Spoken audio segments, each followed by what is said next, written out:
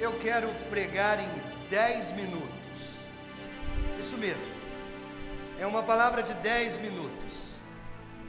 Eu sei que na sua cabeça você já começou a pensar que eu não sou capaz de pregar por menos de 45 minutos. Ok, eu admito essa fraqueza. Então, como a maioria de vocês não acredita que eu possa fazer isso, eu vou mudar o meu nome e a minha identidade para esse sermão. Para esse sermão, o meu nome é João. Eu fui um discípulo muito próximo de Jesus. Eu tive o privilégio de escrever um dos evangelhos e 3 pequenas cartas. Mais tarde, quando fui exilado em uma ilha isolada chamada Pátimos, por causa da minha fé em Jesus, eu tive uma experiência que mudou a minha vida completamente, e pode mudar a sua vida também. Eu sou apenas um instrumento que Deus usou para lhe dar o livro do Apocalipse. Quero lembrá-lo de que há uma bênção sobre aqueles que leem, ouvem e tomam consciência do que está neste livro, o livro do Apocalipse. Eu quero compartilhar com você uma experiência como testemunha ocular de Apocalipse, capítulo 4 e também 5. Na verdade, não foi realmente uma experiência, foi um encontro. Aliás, mantenha esse foco em seu coração quando você vem ao templo aos domingos. Se você procura uma experiência, você quase sempre se decepcionará. Se você procura encontrar o Todo-Poderoso, você nunca será decepcionado. Mas é claro, isso não será fácil de fazer em sua cultura de entretenimento, sensações e experiências. Eu quero convidar você nessa hora a usar o poder que Deus lhe deu, chamado imaginação, para que essa imaginação transporte você para um outro lugar, diferente deste lugar aqui. Bem, depois de estar face a face com Jesus no primeiro capítulo de Apocalipse, ele ditou e eu escrevi cartas para as 7 igrejas diferentes, nos capítulos 2 e 3. Eu até me pergunto, que tipo de carta Jesus enviaria para a sua igreja, ou mesmo para você?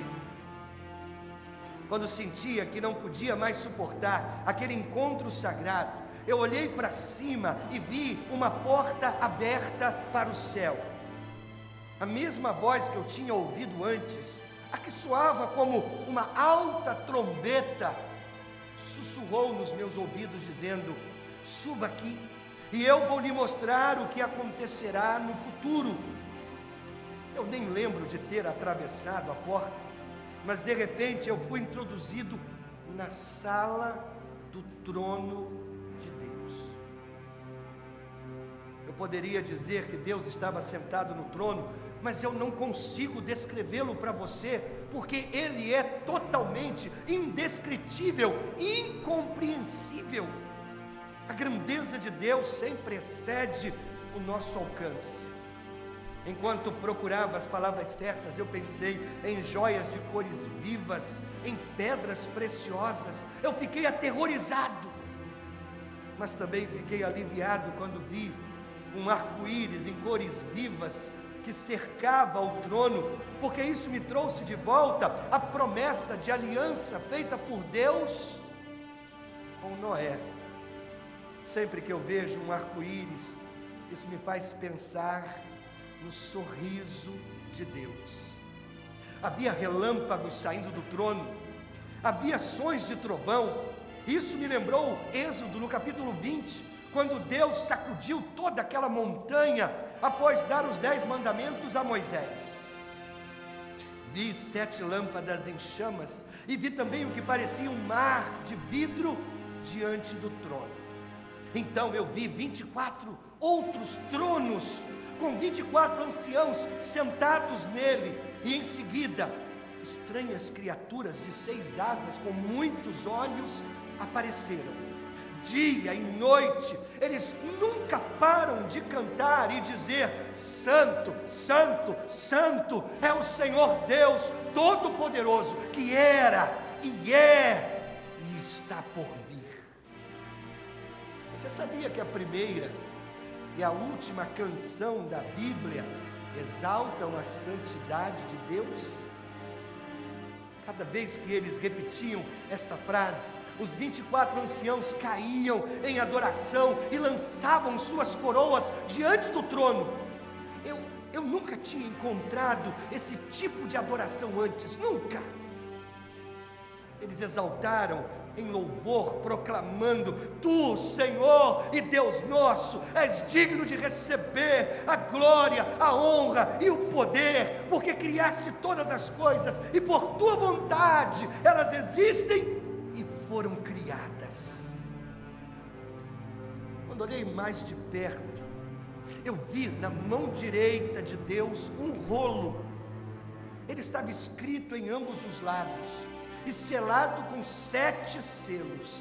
Então ouvi um anjo poderoso proclamar em alta voz: Quem é digno de romper os selos e de abrir o rolo?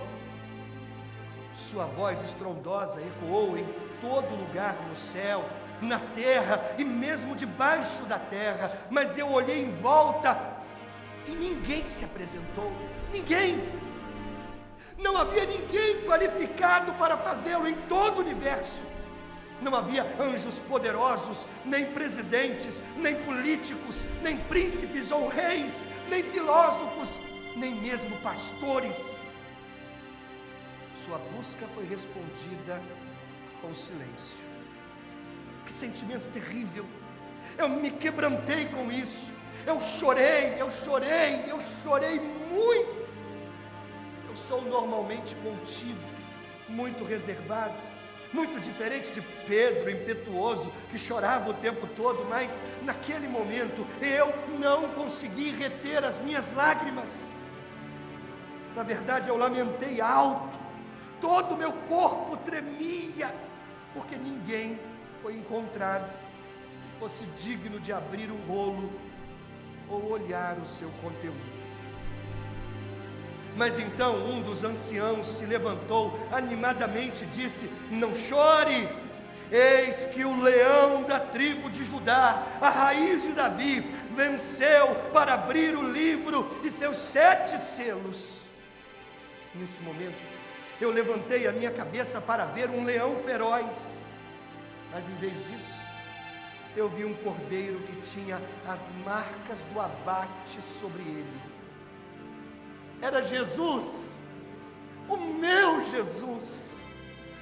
Nesse momento, o versículo que eu escrevi no primeiro capítulo do meu Evangelho inundou a minha mente. Vejam, eis o Cordeiro de Deus que tira o pecado do mundo.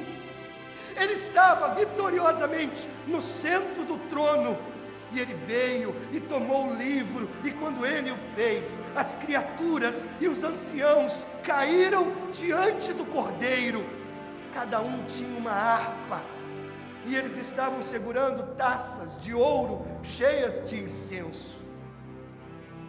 De alguma forma eu sabia que essas taças estavam cheias com as orações de cheiro suave do povo de Deus.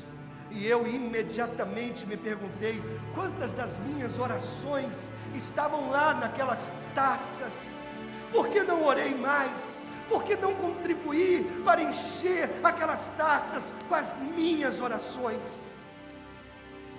Eu não tive muito tempo para me sentir mal sobre isso, porque eles espontaneamente começaram a cantar uma nova canção que dizia: tu és digno de receber o livro e de abrir os selos, pois foste morto e com teu sangue compraste para Deus homens de toda tribo, língua, povo, nação. Tu os constituíste reino e sacerdotes para o nosso Deus, e eles reinarão sobre a terra.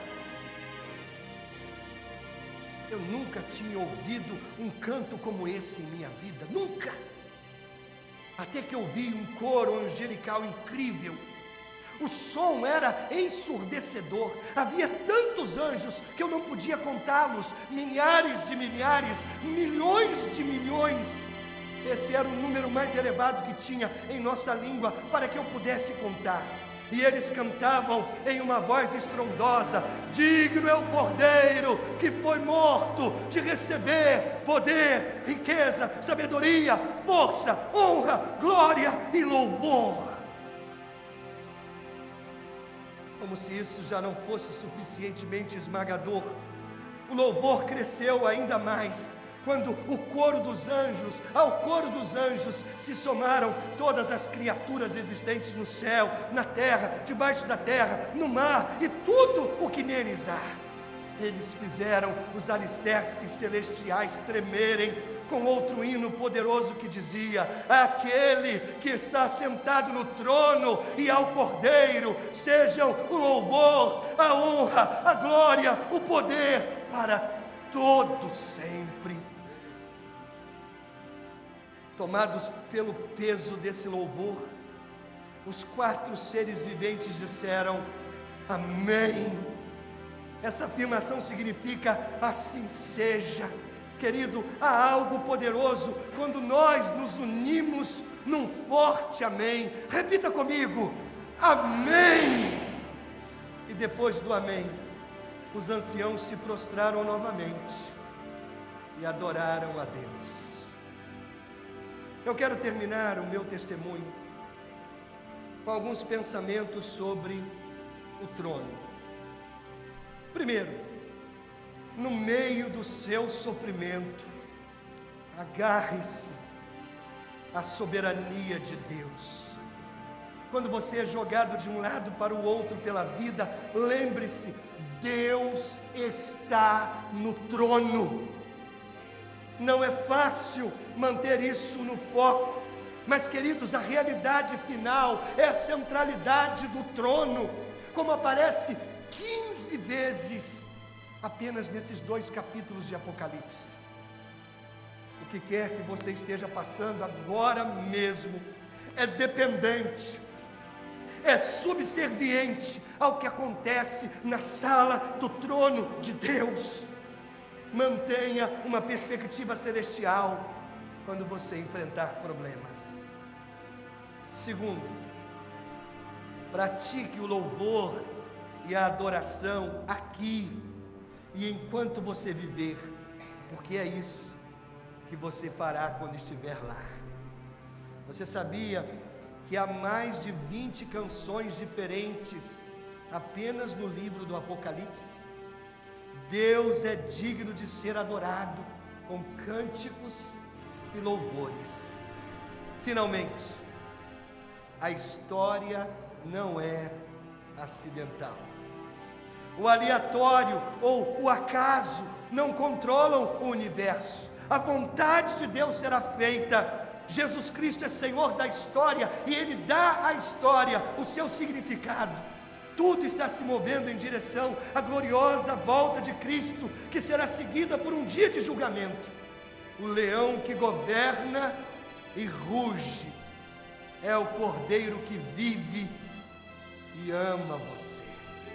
Caminhe com Cristo, testemunhe por Ele, permaneça na palavra dEle, adore-o com a sua vida pelo resto dos seus dias sobre a terra.